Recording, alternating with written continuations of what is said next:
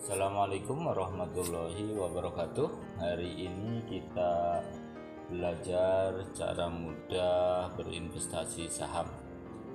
Kita sudah mengetahui bahwa saham merupakan surat berharga yang bersifat kepemilikan. Artinya, kalau kita memiliki saham, sama saja bahwa kita memiliki perusahaan itu. Tergantung seberapa besar kepemilikan saham kita di perusahaan tersebut. Akan tetapi hari-hari ini kita sering melihat banyak sekali pola-pola penipuan saham, baik melalui internet, melalui promosi yang luar biasa, kemudian melalui jaringan. Ini yang harus kita super hati-hati. Oleh sebab itu, nanti ada trik-trik khusus bagaimana kita bisa memahami betul bermain investasi saham ini. Para mahasiswa, para pemain saham yang kita kenal bahwa jenis saham antara lain itu ada yang namanya saham biasa atau common stock, adalah mereka yang memiliki saham dalam jenis ini itu kepemilikan di perusahaan sebesar modal yang ditanamkan. Jadi besarannya tergantung modal yang ditanamkan. Kemudian ada saham preferred stock. Saham jenis ini itu memiliki sifat hibrid. Maknanya adalah bahwa selain memiliki karakteristik sebagai saham, juga memiliki sifat seperti halnya yang sudah kita bahas dulu, obligasi.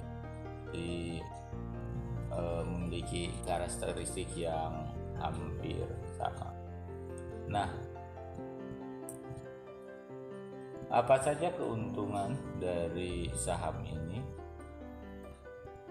Keuntungannya adalah bahwa saham dari emiten yang diberikan kepada investor, contohnya umpamanya 1 tahun, itu sering disebut dengan dividen. Sedangkan keuntungan yang diperoleh dari selisih harga jual saham disebut capital gain.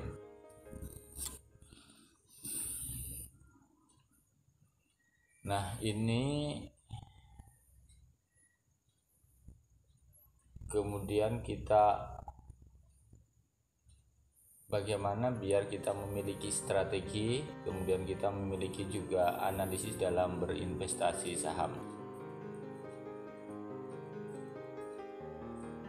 Sebelum kita melakukan transaksi saham, alangkah baiknya kita melakukan analisis, melakukan pilihan-pilihan, melakukan seleksi, mengkaji secara mendalam terhadap saham-saham yang ada di pasar modal saat ini. Dari mana kita mendapatkan informasi tersebut? Nah, banyak yang memberikan informasi, media bisa, internet bisa, kemudian banyak lagi sumber yang kemudian ke pasar sekuritas, kemudian ke OJK, kita bisa menanyakan bagaimana saham-saham yang berkenaan dengan kevalidan informasi, kemudian kebenaran informasi, itu bisa kita tanyakan. Kemudian kita juga bisa melakukan analisis terhadap prediksi-prediksi bisnis ke depan. Contohnya ketika terjadi inflasi yang tinggi, kemudian ketika terjadi bencana alam, ketika terjadi pandemi corona seperti saat ini. Ketika terjadi gejolak-gejolak politik, kita bisa belajar kondisi tersebut, bagaimana kemudian membaca tentang berapa keuntungan yang didapat dari saham yang akan kita beli, atau justru kerugian atau resiko yang akan didapat itu justru yang lebih besar. Ini penting buat kita untuk bisa memberikan ketenangan ketika kita melakukan investasi di saham ini. Ada beberapa analisis yang mungkin kita bisa baca. Contohnya adalah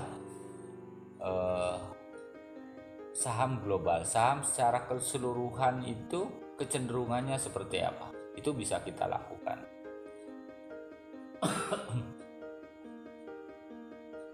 Soal ketepatan atau tidak tepat nanti akan kita lakukan kajian terhadap kondisi yang ada hari ini.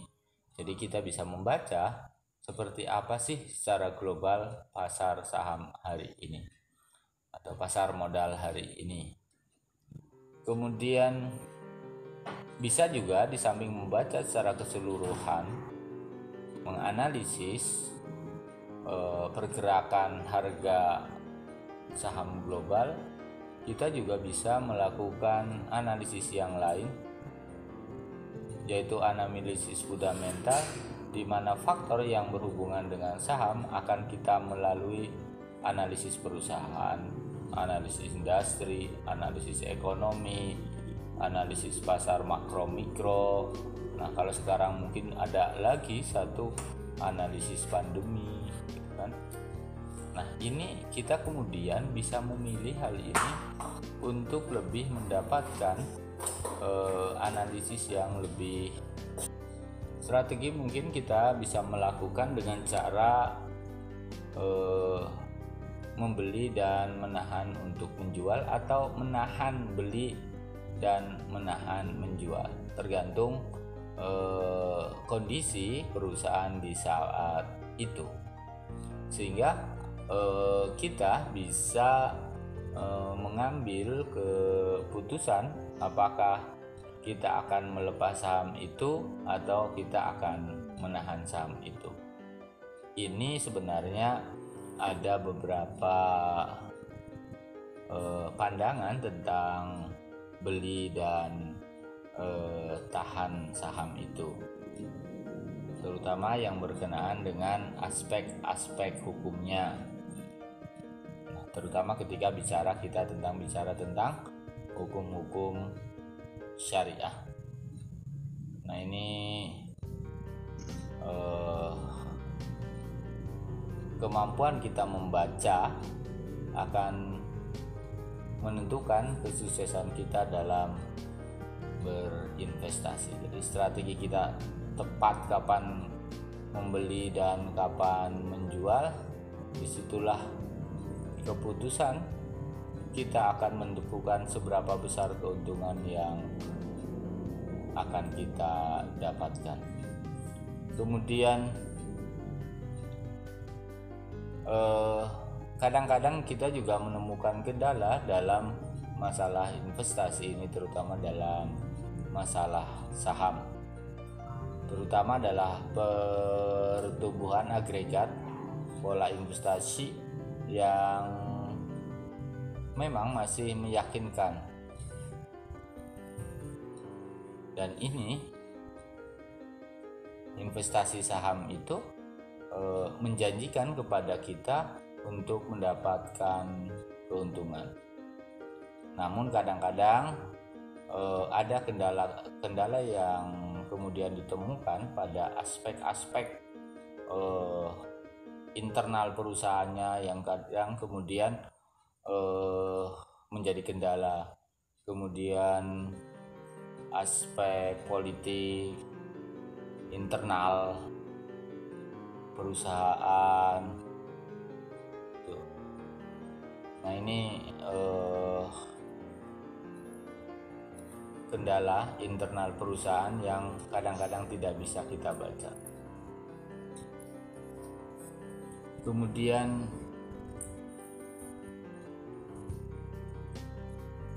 mari kita belajar kembali tentang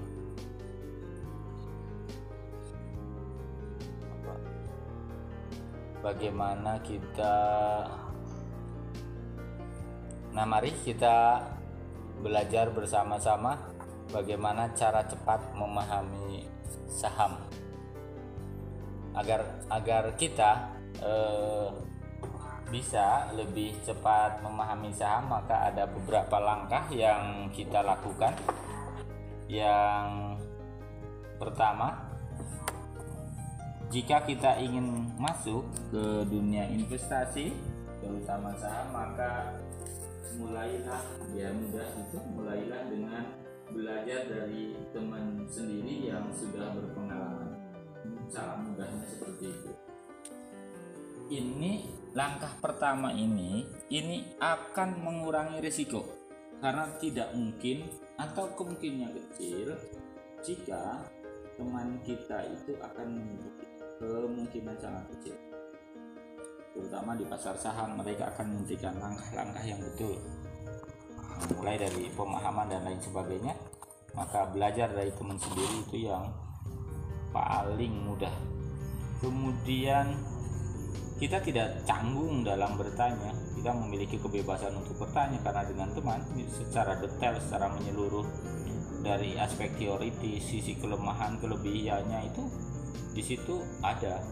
Jadi tidak ada persoalan sesungguhnya dengan hal itu. Kemudian kita juga ketika dengan teman sendiri itu, mereka akan memberikan penjelasan secara cuma-cuma. Nih kelebihannya. Jadi yang pertama, kita bisa belajar dari teman sendiri yang sudah berpengalaman.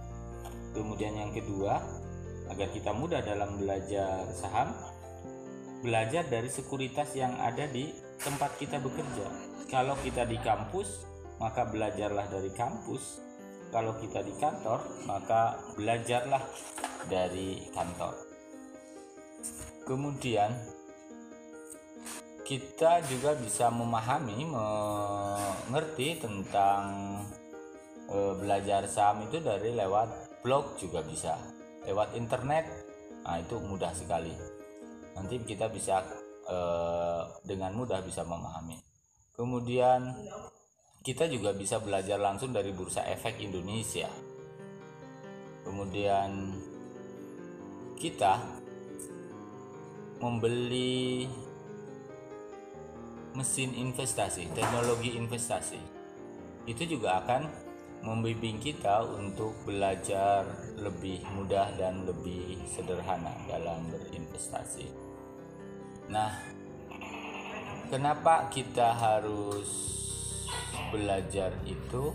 Ini sesungguhnya untuk mengurangi resiko, biar lebih mudah. Jadi ada media, ada orang, ada teknologi, ada perusahaan yang akan membimbing kita masuk ke dunia saham. Nah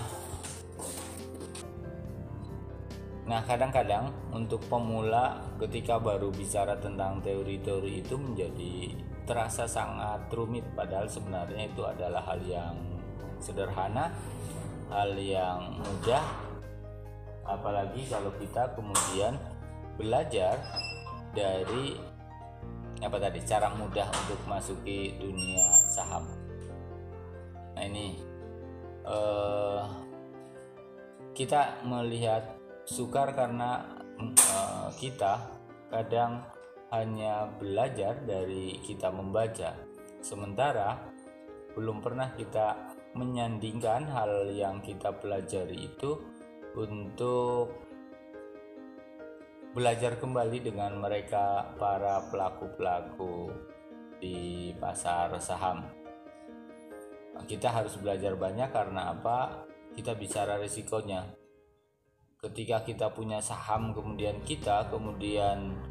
langsung mendapat kerugian dan kita juga belum berpengalaman, maka kebangkrutan sudah ada di depan kita, maka kehancuran juga sudah ada di depan kita. Nah, oleh sebab itu belajar tentang resiko, belajar tentang apa dampak dari sebuah keputusan berinvestasi yang terlalu cepat harus betul-betul kita dalami agar terhindar dari resiko kerugian. Nah, itu beberapa hal yang kemudian kita bisa pelajari. Itu mungkin yang bisa saya sampaikan. Tadi kita bicara tentang bagaimana informasi itu mempengaruhi kita untuk berinvestasi. Kenapa begitu? Karena harga saham, ya, karena harga saham yang ada menjadi salah satu sumber informasi kita dalam pengambilan keputusan. Nah, ini perlu kita analisis mendalam tentang harga saham, apakah akan naik akan turun, karena kita harus ingat bahwa dalam teori kita belajar tentang mekanisme permintaan dan penawaran, termasuk salah satunya bagaimana permintaan dan penawaran di pasar modal ini. Nah, apabila kita akan berinvestasi di pasar modal, maka pertimbangan-pertimbangan tadi yang saya sampaikan harus dianalisis secara matang. Karena apa? Karena nanti akan melalui mekanisme permintaan dan penawaran. Ini yang kita tahu sendiri bagaimana teori permintaan itu. Nah,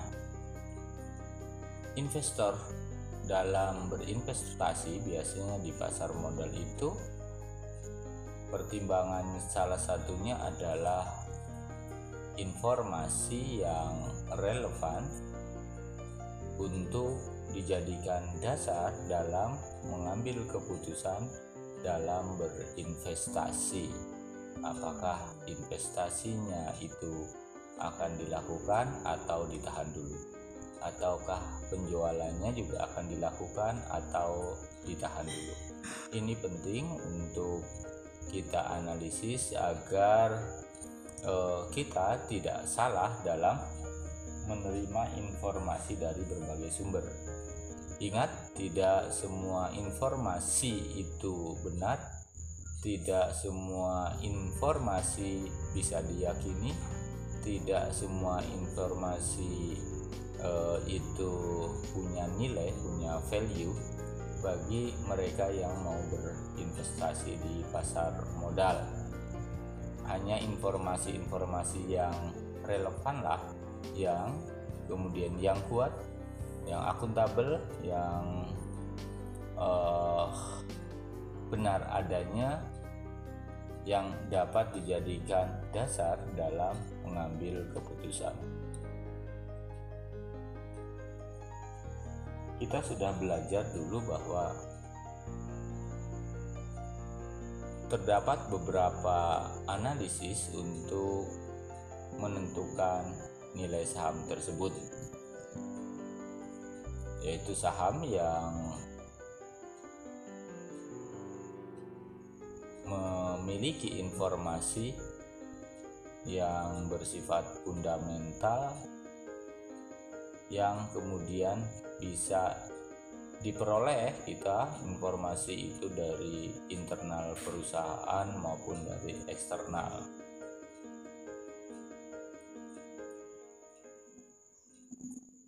Jadi lebih dari dalam seperti tadi yang disampaikan, tetapi kita juga harus mendalami lagi informasi yang sifatnya eksternal, ya, seperti kondisi politik, kondisi ekonomi, kondisi kebijakan, peraturan perundang-undangan. Contohnya sekarang bagaimana pasar saham ketika kemudian muncul undang-undang Omnibus Law. Apakah menguntungkan bagi mereka yang mau melakukan investasi di pasar modal atau justru merugikan? Ini harus dikaji betul, karena undang-undang tidak berdiri sendiri, nanti akan muncul aturan turunannya. Bisa jadi di undang-undang Omnibus Law-nya itu sangat menguntungkan, tetapi realitasnya nanti ketika ada turunan aturannya itu justru menjadi rumit.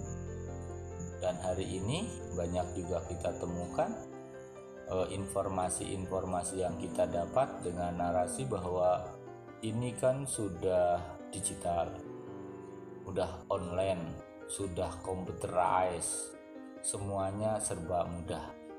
Akan tetapi realitasnya kemudian tidak ada bedanya dengan yang dulu-dulu, seperti umpamanya kejadian lelang barang gitu, yang kemudian menurut informasi di beberapa media atau hasil penelitian, ternyata dalam praktiknya juga masih banyak yang bisa dipertanyakan. Nah, ini kan analisis yang harus kita lakukan, itu harus dilakukan betul-betul secara mendalam. Nah, faktor-faktornya itu kita sendiri nanti menggunakan pendekatan empirik, menggunakan pendekatan pengalaman orang tadi yang sudah disampaikan, itu kemudian yang bisa dijadikan sandaran oleh kita.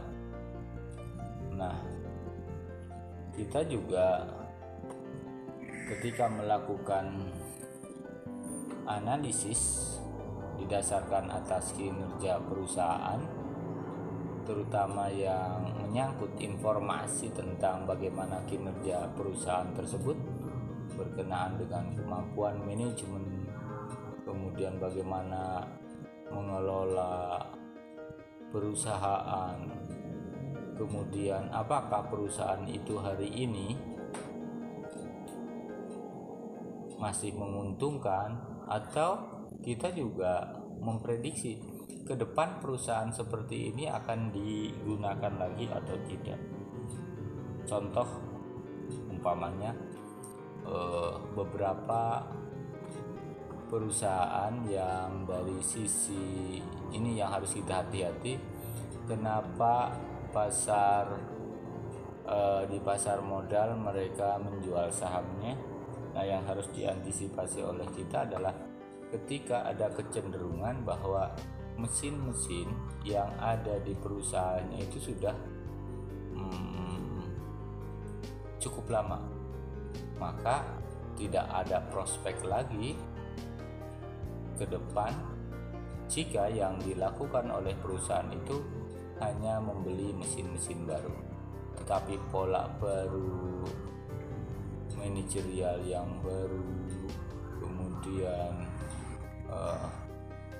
konsep memenangkan persaingan di dunia global itu kemudian tidak ada dalam pengembangan tersebut, yang ada hanya penggantian mesin. Ini kita juga harus sangat berhati-hati. Nah, ada juga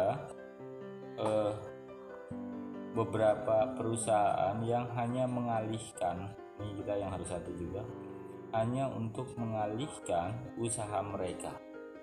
Jadi dari hasil pengumpulan saham itu, penjualan saham itu mereka gunakan untuk membuat perusahaan baru. Hasil dananya itu tidak untuk memperbaharui apa yang ada di dalam untuk bisa melawan tantangan ke depan, akan tetapi justru mereka akan memiliki perusahaan baru dari saham yang mereka jual.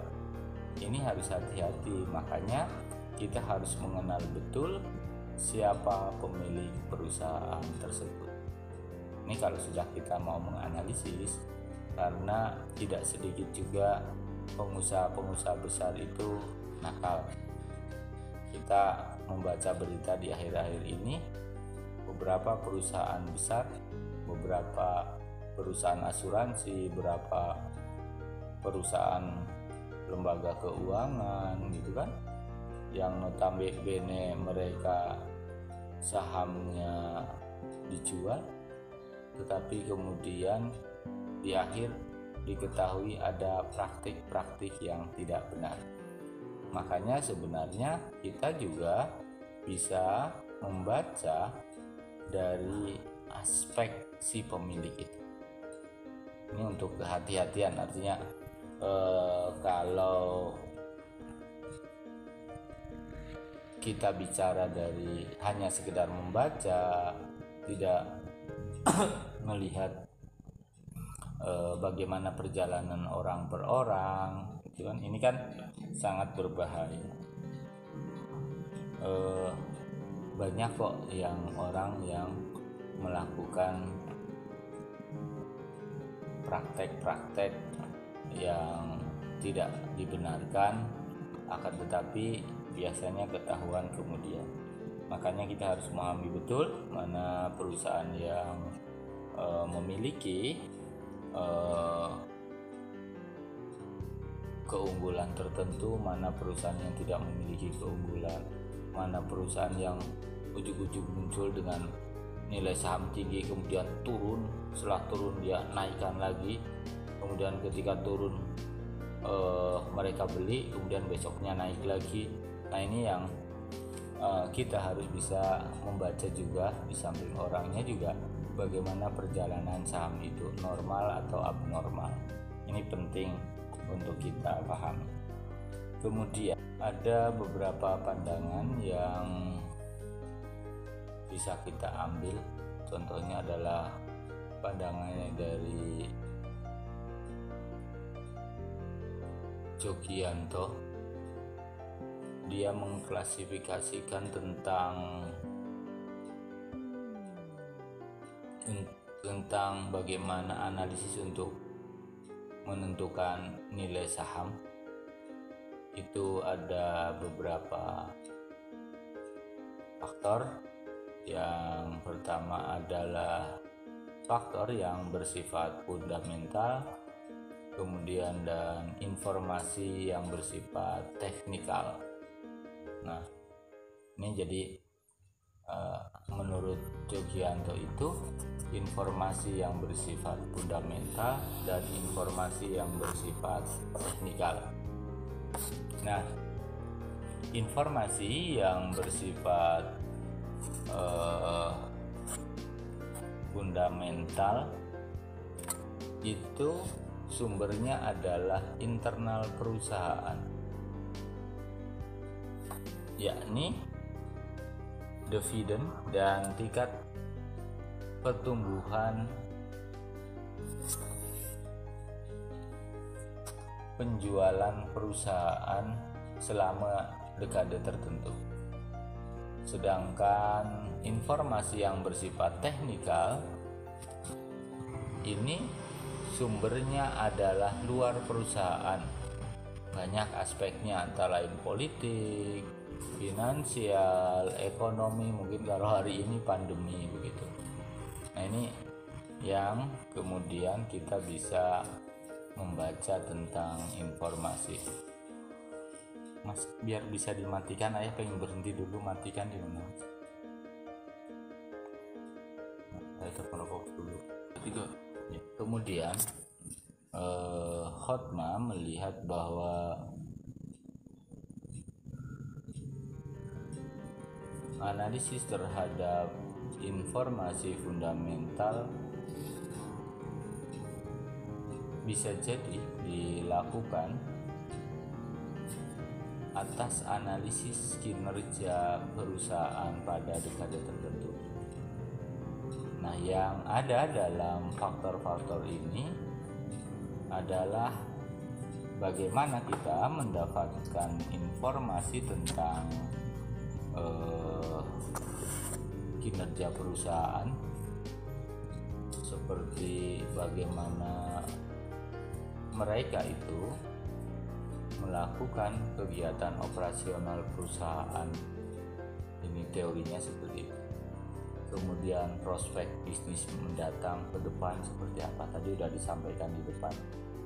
Ini pandangan-pandangan. Kemudian yang berkenaan dengan analisis teknikal adalah untuk keperluannya bagaimana harga saham itu, kondisi pasar, sebagai informasi untuk mengambil keputusan. Nah, bedanya kalau di pendekatan fundamental,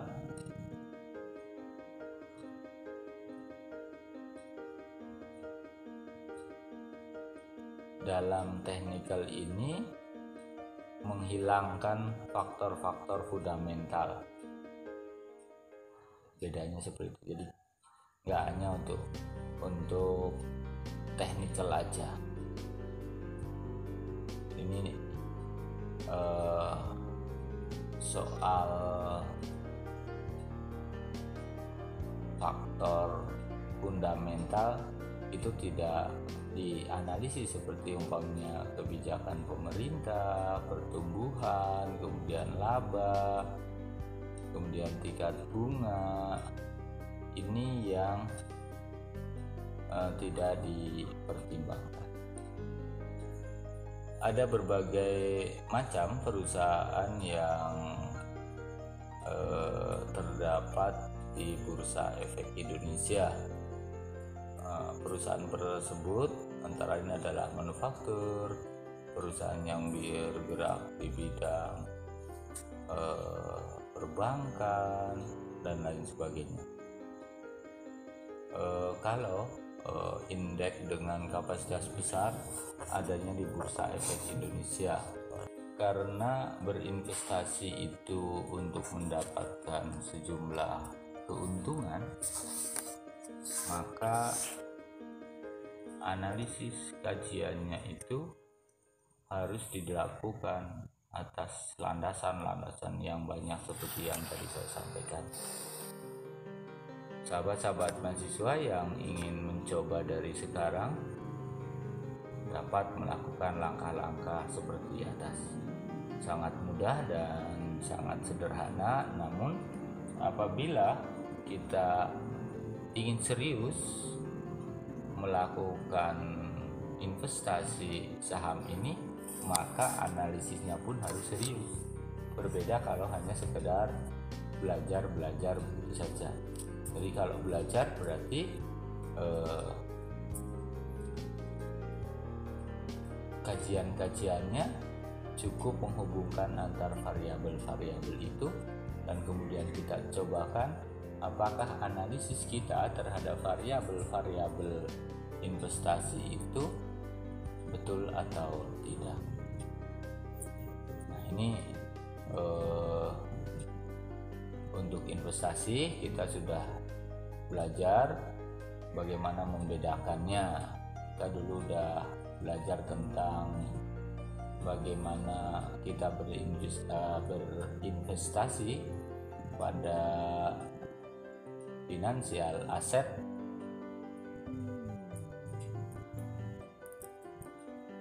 yang sedang kita kaji yaitu dalam dua pasar adanya, yaitu pasar uang dan pasar modal. Biasanya pada pasar uang itu ada berupa deposito, ada commercial paper, ada pasar uang, ada surat berharga, dan ada beberapa yang lain juga.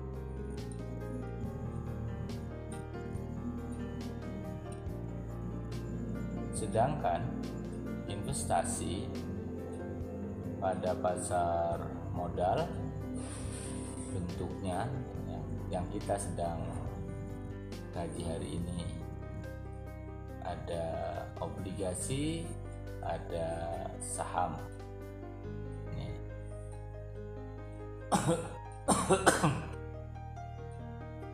Kemudian yang pertama tadi ada financial asset, kemudian sekarang ada real asset. Jadi aset yang real, aset yang nyata. Ini biasanya ada pada pengadaan aset-aset yang nyata. Aset yang nyata seperti apa? Seperti bangunan, mesin, komputer, tanah, kemudian perangkat-perangkat terbaru gitu kan. Itu pada real asset. Nah,